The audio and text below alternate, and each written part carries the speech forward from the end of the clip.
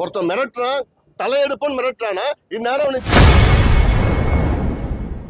வன்னியர் சங்க தலைவருக்கு மேடையில் மிரட்டல் விடுத்த விடுதலை சிறுத்தை கட்சியினர் மீது நடவடிக்கை எடுக்கவில்லை என கூறி பாட்டாளி மக்கள் கட்சி தலைவர் அன்புமணி ராமதாஸ் ஆவேசமாக பேசியுள்ளார்.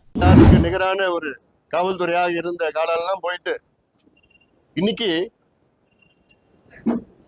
ஒரு நபர் மேடையில பேசுறாரு. வன்னியர் சங்கம் தலைவருடைய தலையை நான் எடுப்பேன்னு ஒருத்தர் மேடையில பேசுறாரு.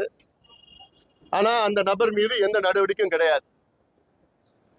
அவர் எந்த சங்கத்துல வேணா இருக்கட்டும், யார் வேணா இருக்கட்டும், எந்த அமைப்புல வேணா இருக்கட்டும், ஒரு நபர் மேடையில மைக்ல நான் இன்னொருத்தர் கொலை செய்யப்பேன், தலை எடுப்பேன்னு ஒருத்தர் பேசுறாரு. இன்னைக்கு வரைக்கும் அந்த நபர் மீது நடவடிக்கை எடுக்கல. இதுதான் காவல்துறையுடைய கோழைத்தனமா நான் பாக்குறேன். காவல்துறை ஏன் இவ்வளவு கோழையா இருக்கிறீங்க? காவல்துறைக்கு முதுகெலும்பு இல்லையா? உங்களுக்கு என்ன பயம்? அப்போ யார்கிட்ட பயப்படுறீங்க? இது அடிப்படை சட்டம் ஒழுங்கு, அடிப்படை பேசிக் லா அண்ட் ஆர்டர்.